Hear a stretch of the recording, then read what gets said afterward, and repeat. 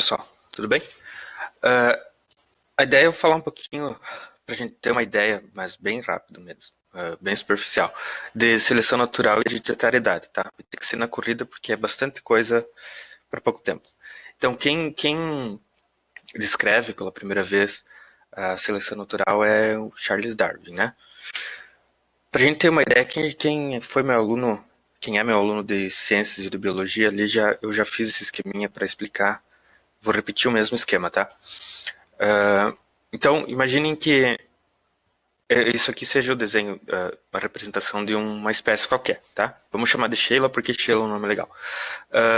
E esses animais, essas Sheilas, elas são herbívoras e elas vivem numa região aleatória por aí, tá? E elas se alimentam de grama. Tudo andava bem na vida das Sheilas até que de repente deu uma seca.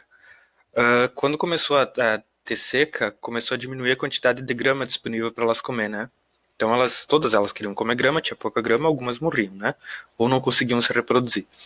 Mas mesmo na população humana ou de qualquer outro tipo de animal, a gente tem dentro dos mesmos da mesma população indivíduos maiores e menores, né? Quem já viu uma ninhada de cachorro ou de gato sabe que apesar de serem irmãos, né, tem uns que são maiorzinhos e uns menorzinhos, né? A mesma coisa acontece com as Sheilas aqui, tá? Tem umas que são um pouquinho mais altas e umas que são um pouquinho mais baixas. Como não tinha comida que chega para todas as Sheilas se alimentar, algumas passaram a comer, que elas alcançavam, essas que eram mais altinhas aqui, elas conseguiam pegar umas pontinhas de folha de árvore também, né? Então elas comiam, além de comer a grama, elas comiam um pouco de árvore também, né? As que não conseguiam, não alcançavam até as árvores, comiam só o resto de grama que que tinha diminuído por causa da seca, né? Então, essas que eram maiores, elas comiam grama e árvore. E elas competiam com as outras para comer a grama, porque é uma competição, né? Porque elas todas querem comer e tem pouco. Mas conseguiam comer a árvore que só elas comiam, só as maiores. As menores tinham que brigar entre elas para comer a graminha, né? Essas que eram maiores, como elas tinham um recurso alimentar diferenciado, que eram as pontas de árvores ali, elas conseguiam se alimentar mais, óbvio, né? Como elas se alimentavam mais, elas ficavam pançudinhas. Quer dizer, tinham mais energia disponível para utilizar, né? Se elas tinham mais energia, elas conseguiam reproduzir mais. Elas tinham mais energia, né?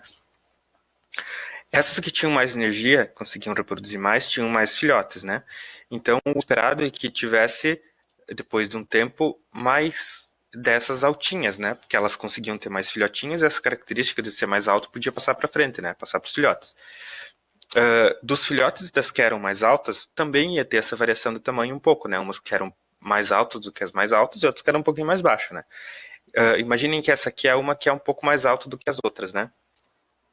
Agora essa aqui ela consegue comer até essa altura aqui das árvores, né? Então ela come parte da grama, a parte mais baixa das árvores, que ela compete com as outras nesses dois estratos, né? E na parte mais alta das árvores, só ela consegue comer. Então ela tem toda essa parte dessa altura que ela não precisa competir com ninguém. Então ela consegue comer, ter mais alimento, né? Se ela tem mais alimento, ela fica pançudinha, ela consegue reproduzir mais e tem mais filhotes. E os filhotes podem ser menores ou maiores. Os maiores ainda conseguem comer parte mais alta ainda das árvores e reproduzir mais ainda, né?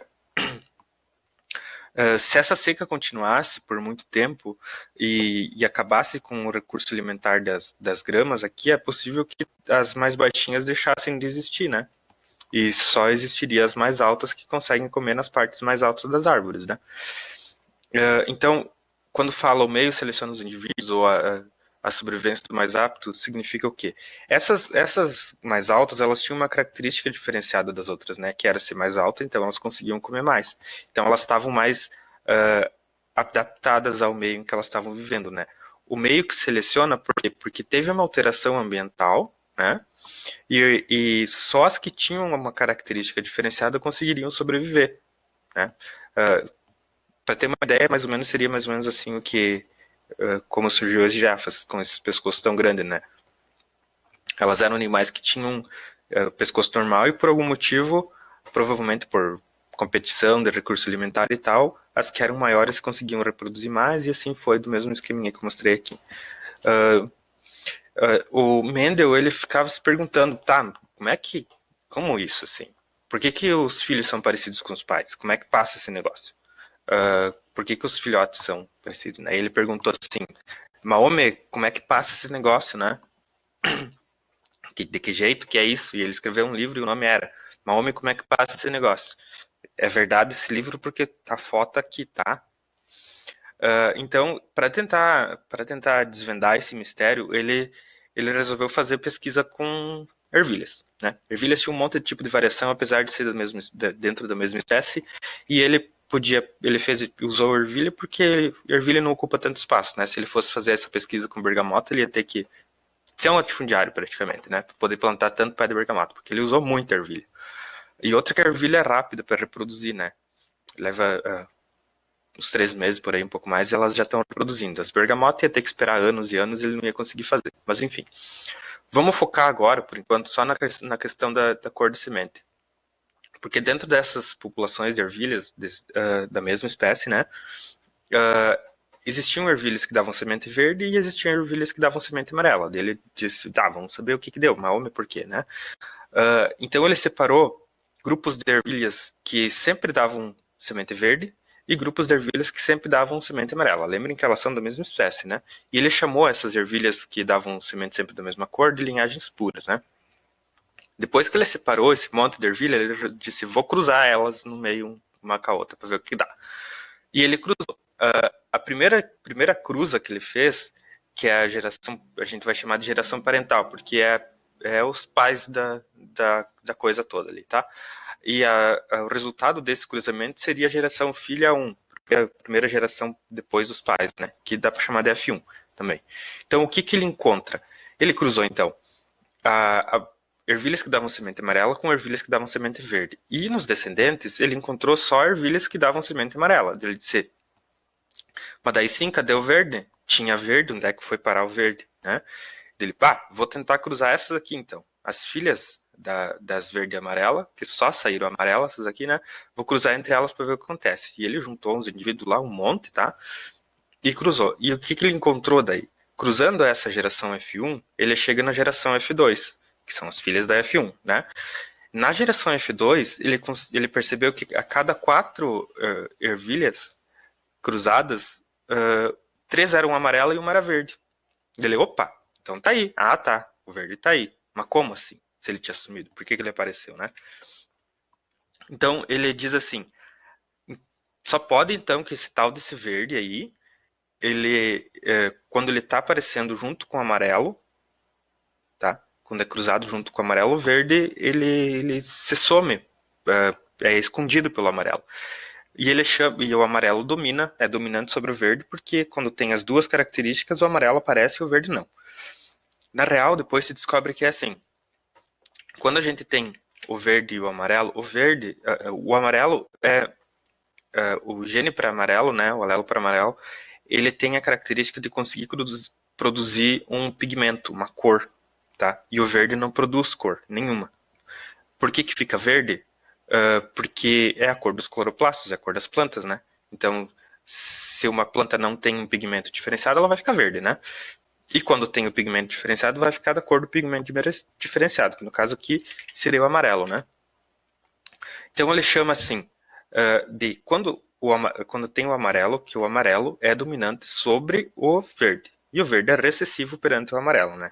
Quer dizer, quando aparecem os dois, um vai aparecer e o outro não, né? Então ele chama de amarelo dominante, verde recessivo, e ele chama de híbrido esses aqui que são filhos de duas cores diferentes. Essas aqui seriam híbridas, essas aqui seriam as puras, né? Geração P pura e geração F1 híbrida, né? Isso. Então ele tem agora 3 classificações para os indivíduos dele, né? Ele tem as linhagens puras recessivas, as linhagens puras dominantes e as linhagens híbridas. Aqui está representado como se fosse duas cores, mas não, tá? Ou é verde ou amarelo, não tem meio termo. O Pinet, ele desenvolve uma representação visual para fazer esse tipo de cruzamento para ver o que está acontecendo ali, né? Então, quando ele percebe que quando Mendel estava fazendo os cruzamentos das linhagens puras amarela, ele chega demonstra assim, né? Porque como a gente tem a opção verde e a opção amarela, né? Então a gente tem duas características para as cores, né? Então se representa como azão quando é dominante, que é o que tinha aqui que eu esqueci de falar, né? Aqui. Azão quando é pura dominante, azão quando é pura recessiva e azão quando é pura dominante, azinho quando é pura recessiva e azão quando é híbrido, né? Por quê? Porque tem as duas características. O azinho tá aqui, mas ele não tá fazendo nada, né? Porque ele não sabe fazer cor. O amarelo que tá fazendo a cor, né? A gente vai ver mais pra frente. Então, ele representa da seguinte forma. Aqui são as características da mãe, que ela é uma dominante, azão. A característica do pai, dominante, azão. Fazendo cruzamento, então, o que se faz? Pega esse azão, põe para cá, esse azão põe para cá. Esse indivíduo aqui seria azão. Todos, no caso, né? Porque ele está cruzando as puras, né? Elas sempre dão descendentes amarelos, elas são puras. Então, elas são dominantes azão, né? Quando ele cruzava os recessivos, a mesma coisa acontecia. Cruzava o azinho do pai com o azinho da mãe e ficava azinho. O azinho do pai com o azinho da mãe, azinho. E assim seguindo, né? E daí ele fala que o recessivo, a característica recessiva, ela só aparece em dose dupla. Quer dizer o quê? Só aparece quando tem dois alelos recessivos para isso, né? Porque eu não faço cor, nem eu faço cor, então sai sem cor. Sem cor é verde, mas não tem o pigmento que a gente falou antes, né? Quando ele cruzou a pura amarela com a pura verde, o que ele fez foi isso aqui, representando, né? A gente teria aqui, imaginem que o paizinho ali era verde e a mãe era amarela, né? Então, quando ele cruzou, a primeira geração após a cruza, foi isso que ele encontrou, né? O dominante e o recessivo, dominante recessivo, dominante recessivo, dominante recessivo. Todos tinham, esse aqui dizendo, vou fazer cor amarela e esse aqui vou ficar de boaça, tá? Como esse aqui tá fazendo cor amarela, sai amarelo, né? Se não tivesse ninguém fazendo amarelo, não sai amarelo. Quando ele cruzou depois os híbridos entre eles, que é esses carinhas aqui, né? Esses carinhas aqui, o que aconteceu? Olha no cruzamento o que aconteceu. O azão com o azão ficou faço amarelo. O azão com o azinho ficou faço amarelo, não faço nada, mas sai amarelo igual. O azinho com o azão ficou faço amarelo, não faço amarelo, mas fica amarelo igual, porque alguém está fazendo. E o azinho, nenhum dos dois está fazendo bosta nenhuma. Então, o que aconteceu? Ficou verde. A proporção de 3 para 1 está aqui, ó. 1, 2, 3 amarelo. 1, 2, 3 amarelo. Para 1 verde. 1 verde. Tá? Então, o que ele fez nessa bagunça toda foi cruzar os dois puros, né? A geração P pura. Da geração P pura saiu os indivíduos híbridos, F1, todos amarelos, porque todos eles tinham a característica de produzir amarelo. Quando ele cruzou entre as F1, ele encontrou o quê? Amarelo e verde. Proporção 3 para 1 que eu falei antes, né? Mais ou menos seria isso assim. Quando tem um azão e um azão, um se manifesta e o outro fica de boa lá também. Mas os dois sabem fazer o amarelo, tá? Um diz pro outro, fica de boa aí que eu resolvo tudo. Quando tem um azão e um azinho, o azinho fica de boaça, porque o amarelo tá fazendo tudo, né?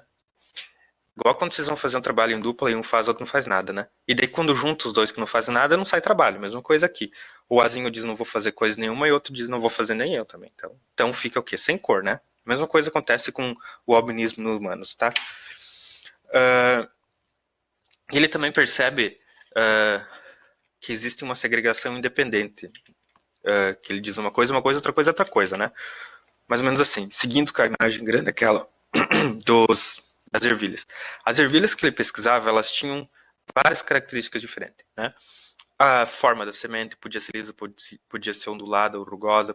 A cor da semente podia ser amarela ou verde. A cor da flor podia ser púrpura, lilás ou branca. A forma da vagem ela podia ser infladinha, podia ser mais enxutinha. A cor da vagem podia ser verde ou amarela. A posição da flor podia ser axial, quer dizer, no meio da flor, dos talos da flor ali, ou terminal, lá na ponta da planta. Ela podia ser uma planta bem altinha ou podia ser uma planta anã, né? Quando ele fala em segregação independente, é que uma dessa característica ela independe da outra. a planta podia ser uma planta alta, com flor terminal, com a vagem verde, com o tipo da vagem inflada, com a cor branca, com a semente amarela e ondulada, tá? Quer dizer, que é mais ou menos o que tem aqui, né? Um fator não tá ligado ao outro.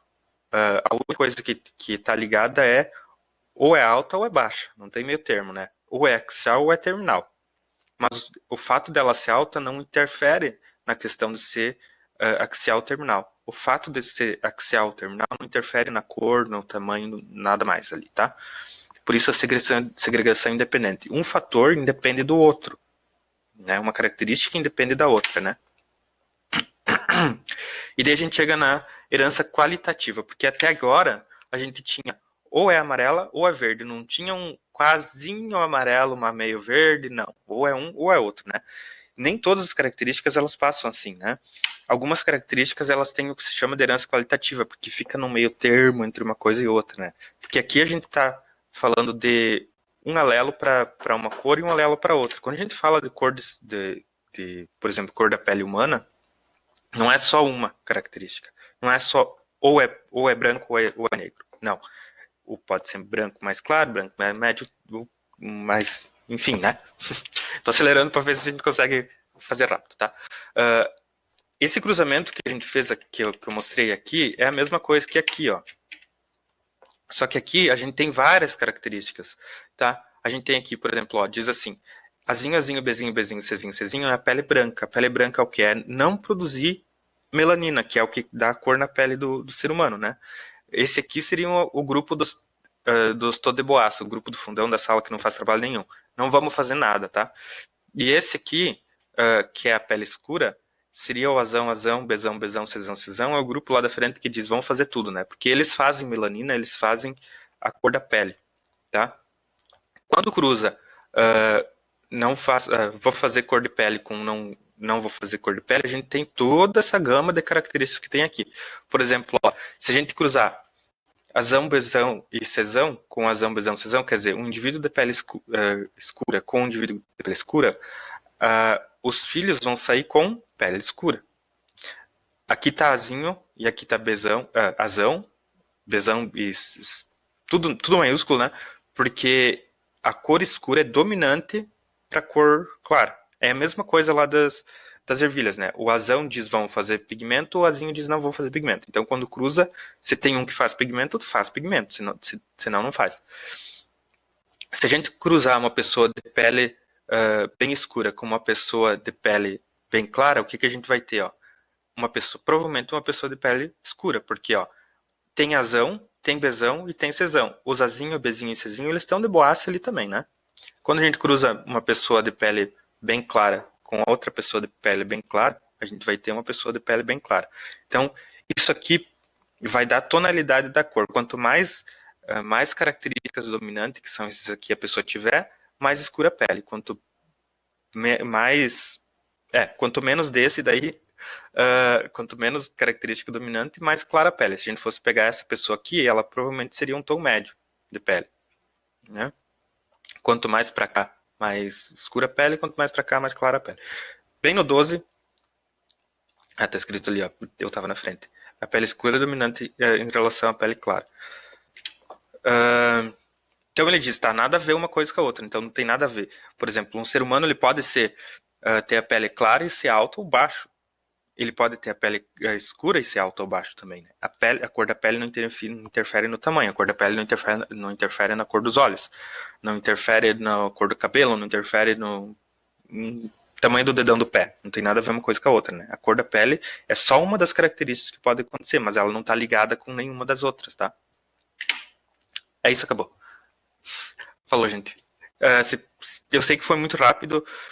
Se vocês quiserem, a gente pode fazer um hangout e daí com calma a gente explicar. Mas esse conteúdo o pessoal do terceiro já viu, o primeiro e o segundo não, e o nono era a ideia de ver esse ano aí, tá?